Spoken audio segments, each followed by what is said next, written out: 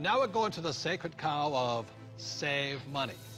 And in 1971, President Nixon took the dollar off the gold standard, basically took the world off the gold standard, and money was no longer money. So people are no longer saving money. So just to reiterate again, this is $300, what an ounce of gold was worth in the year 2000. So Kim, lift that. Okay. All right, and so this here is 1 ounce of gold in the year 2010, and it's now $1,100. Ugh, and this is why people are working so hard.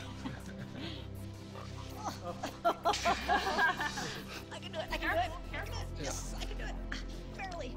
So the big reason I've said in my books for years that savers were losers is very simply because in 1971, the dollar stopped being money, it became debt. Right, Mike? Yeah, the rules all changed in '71. Before then, somebody, when they became working age, they could expect to put away 10% a year, and by the time they got into their 60s, they could retire on their savings account and expect to live off that interest. And in '71, everything changed, and they started creating currency on a massive scale. Worldwide. Ever since then, worldwide. And that is what causes inflation and the loss of purchasing power. So people thinking that they can retire, you know, back in the 50s, if you got $100,000 or $50,000, you could retire on that, Yeah. you know. So for my mom and dad, you know, the World War II generation, the industrial age generation, it was very smart to save money. For our generation, the baby boom generation and on, saving money could be the most stupid thing you can do because the system is stealing your wealth through the very thing you work for, called money, which is not money anymore. Right. And Real this money is actually gold and silver. Money has to maintain its value over long periods of time. Currency doesn't have to. And this is all historically, currency. has always been, for thousands of years, this has been money. 5,000 years this has been the predominant currency. It became money when somebody minted it into coins in Lydia in about 680 BC.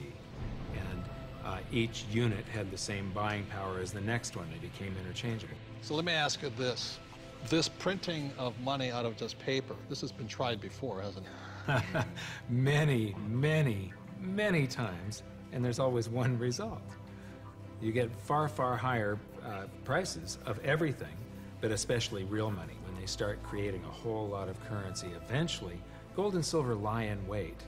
And then when the public senses this inflation of retail prices that is caused by inflation of the quantity of currency in circulation, they rush back toward gold and silver, and they have for 5,000 years. So name some governments that have attempted to print money. The Weimar Republic.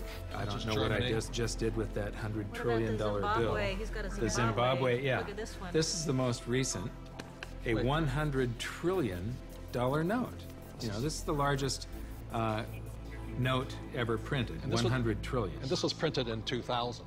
Yeah, but when Zimbabwe was created as a country, when it went from Rhodesia to Zimbabwe, they were, the Zimbabwean dollar was on parity with the US dollar. One US dollar was the same as a Zimbabwe dollar.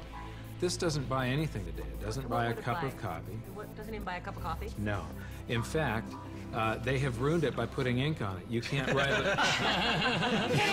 you can't write a list, so it would have been more valuable at this point if it was blank. Right.